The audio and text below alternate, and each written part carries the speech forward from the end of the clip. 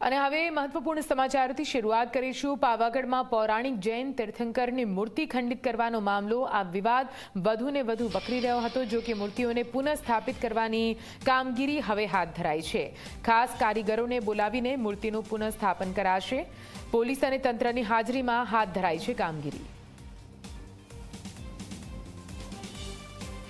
તો આપને જણાવી દઈએ, પાવાગઢ મંદિરની સીડીઓમાં વચ્ચે આવતા જૈન મૂર્તિઓને હટાવી દેવામાં આવી હતી, તેને ખંડિત કરવામાં આવી હોવાના આક્ષેપો કરવામાં આવી રહ્યા હતા, જેને લઈને જૈન સમાજના તમામ જૈન મુનિઓ સહિત લોકો પણ વિરોધ વ્યક્ત કરી રહ્યા હતા। ફરીથી એ મૂર્તિઓને પુનઃસ્થાપિત કરવામાં આવે અને જે પણ કોઈએ આ કૃત્ય કર્યું છે તેની વિરુદ્ધ કાયદેસરની કાર્યવાહી કરવામાં આવે તેવી માંગ કરવામાં આવી રહી હતી। બેઠકોનો દોર ચાલ્યો, જો કે સુખદ નિરાકરણ આ મામલે આવી ગયું છે। હવે આ તમામ મૂર્તિઓને ફરી એકવાર તેના સ્થાન પર પુનઃસ્થાપિત કરવામાં આવશે। તેની માટેની કામગીરી પણ શરૂ કરી દેવામાં આવી છે। મૂર્તિઓને પુનઃસ્થાપિત કરવાની કામગીરી હવે હાથ ધરાઈ છે। ખાસ કારીગરો દ્વારા આ મૂર્તિઓનું પુનઃસ્થાપન કરવામાં આવશે। પાવાગઢમાં જૈન તીર્થંકરની મૂર્તિ ખંડિત કરવાનો વિવાદ જે હવે શમી ગયો છે, નિરાકરણ આવી ગયું છે અને આ મૂર્તિઓને ફરી એકવાર સ્થાપિત કરવામાં આવશે।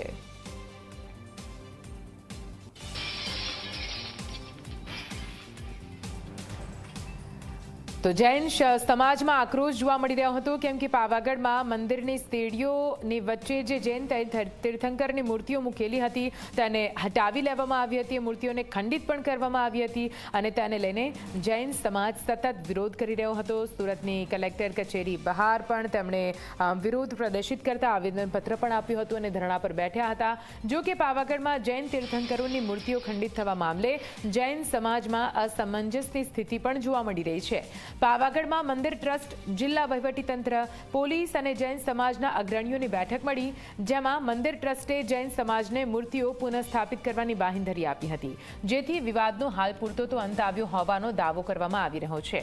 પરંતુ સુરત કલેક્ટર કચેરીએ એકઠા થયેલા જૈનાચાર્ય અને અગ્રણીઓનો મત અલગ જોવા મળી રહ્યો છે। પાવાગઢમાં બેઠકમાં સમાધાન થયાની વાત વચ્ચે સુરતમાં જૈન મુનિએ એવું કહ્યું કે જ્યાં સુધી આરોપી નહીં પકડાય ત્યાં સુધી તેમનું આંદોલન ચાલુ રહેશે। જ્યાં સુધી ગુરુ ભગવંતો જાહેર નહીં કરે ત્યાં સુધી આંદોલન ચાલુ રાખવામાં આવશે। જૈન મુનિએ તો સમાધાનની વાતને અફવા પણ ગણાવી દીધી છે અને કહ્યું કે અમારી તમામ માંગણીઓ પૂર્ણ નહીં થાય ત્યાં સુધી આંદોલન ચાલુ રહેશે। મહત્વનું છે કે આ વિવાદ પર સરકારની પણ નજર છે।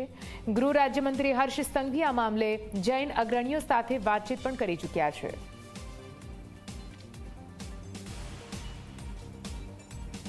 પાવાગઢ ખાતે જૈન તીર્થંકરોની હજારો વર્ષથી પ્રતિમાઓ સ્થાપિત કરવામાં આવેલી હતી। આ પ્રતિમાઓ ઐતિહાસિક પ્રતિમાઓ છે। આ પ્રતિમાઓને પૂજન કરવામાં આવતું હતું અને ખૂબ જ મોટી સંખ્યામાં લોકોની આસ્થા આ પ્રતિમાઓ જોડે જોડાયેલી હતી। તીર્થંકરોની આ પ્રતિમા કોઈ બી ટ્રસ્ટને ડિમોલિશન કે તોડવાની પરવાનગી ના જ હોઈ શકે। ટ્રસ્ટ દ્વારા કે જે કોઈ દ્વારા આ પ્રતિમાઓ તોડવામાં આવી છે એની અરજીઓ લેવામાં આવી છે અને આજે મુખ્યમંત્રી શ્રી જોડે ચર્ચા કર્યા બાદ સરકાર દ્વારા કલેક્ટરશ્રીને સૂચના આપવામાં આવી છે કે નિયમ પ્રમાણે જે મૂર્તિઓ વર્ષો વર્ષથી ત્યાં સ્થાપિત હતી તેને હટાવવાની કોઈ પરવાનગી હોઈ જ ના શકે। એ મૂર્તિઓ જ્યાં હતી, જે દાદરો પાસે હતી, તે જ જગ્યાઓ પર ફરીથી એને સ્થાપિત કરવામાં આવે।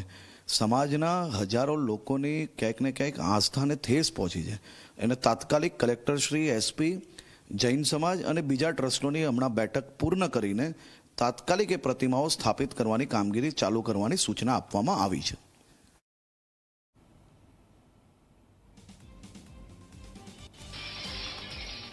તો આપને જણાવી દઈએ, હાલ તો જે રીતે બેઠકમાં એક સુખદ નિરાકરણ લાવવામાં આવ્યું અને જે પણ મૂર્તિઓ ખંડિત થઈ હતી, જેમને હટાવવામાં આવી હતી, તેને ફરીથી તે જ સ્થાન પર પુનઃસ્થાપિત કરવા માટેની જે કામગીરી છે તે પણ શરૂ કરી દેવામાં આવી છે। તમે જોઈ રહ્યા છો કઈ રીતે ખાસ કારીગરોને બોલાવી લેવામાં આવ્યા છે અને જે પણ મૂર્તિઓ હટાવવામાં આવી છે તેને ત્યાં તે જ સ્થળે ફરી એકવાર બિરાજમાન કરવામાં આવશે।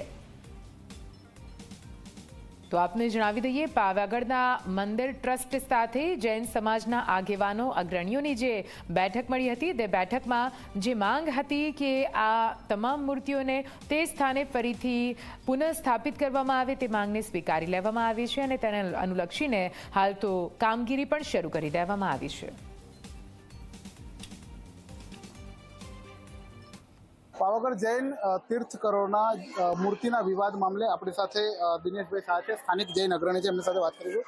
દિનેશભાઈ, જે પ્રમાણે સમાધાનની ફોર્મ્યુલાની વાત હતી, બેઠક હતી, બેઠકમાં હાલ પૂરતો શું નિર્ણય આવ્યો?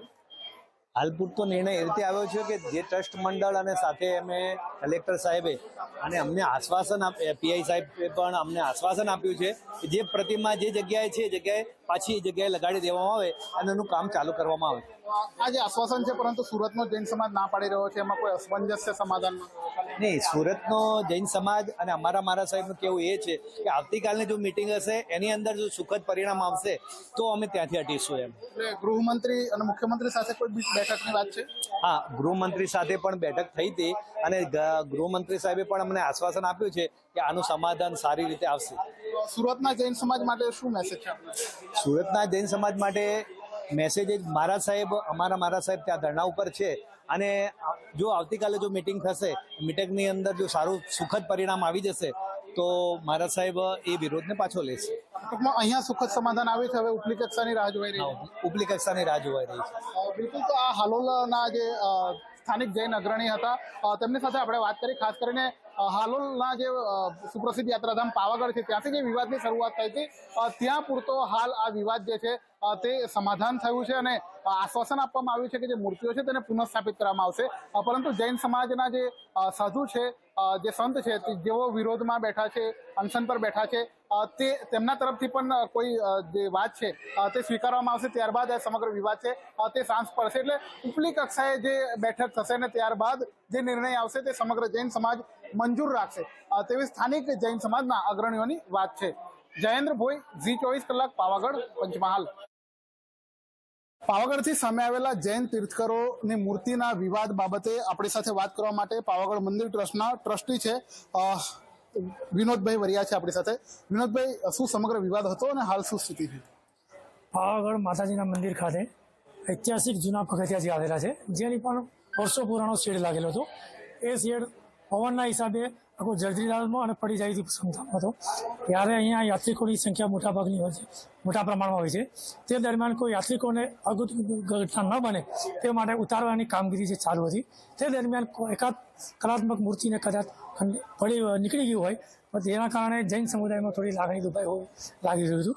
તેથી તેના પ્રત્યાઘાત ન પડે તે માટે આજરોજ જિલ્લા વહીવટીતંત્ર તેમજ ટ્રસ્ટ દ્વારા એક માછી ખાતે એમના જૈન સમુદાય સાથે મિટિંગનું આયોજન કરવામાં આવ્યું છે. એ આયોજનમાં જે કંઈ વિવાદ હતો એ વિવાદનો સુખદ અંત આવેલો છે અને કોઈપણનો લાગણી દુભાઈ નહીં તે પ્રકારનું સમાધાન નીકળે છે. ખાસ કરીને જૈન સમાજની જ્યાં સુધી વાત છે, એમની શું માંગણી હતી અને સમાધાન શું થયું છે? એમને માંગણીમાં તો એવું હતું કે ભાઈ અમારા જે સ્થાપત્ય છે વર્ષો પુરાણા, એ કદાચ જો કંઈ નીકળી ગયા હોય તો એને એ ના થવું જોઈએ. તો એ જે કંઈ નીકળી ગયેલા હશે તો એ સ્થાપત્ય પુનઃસ્થાપના ત્યાં કરી દેવામાં આવશે. અને તે દરમિયાનમાં તેમના પ્રમુખશ્રી, તેમના સમાજના મૂળ આગેવાનો, અમારા ટ્રસ્ટી ચેરમેન માન્ય સુરેન્દ્ર કાકા સાથે પણ પરામર્શ કરવાના છે અને સુખદ સમાધાન આવી ગયું છે. ખાસ કરીને જ્યારે જૈન સમાજ સમગ્ર ભારતમાં વિરોધ કરી રહ્યા હોય, આપ શું અપીલ કરશો હવે સમાજને? દરેક સમાજને મારી એક માતાજી, જય માતાજી કહીને અપીલ કરવા માગું છું કે આવો કોઈ પ્રકારની ઘટિત કોઈ બનાવ બનેલ નથી અને તે જો કોઈ હશે તો કોઈ પણ પ્રકારનું કોઈ લાગણી નહીં દુભાય તે પ્રકારનું કૃત્ય અમે કરીશું નહીં.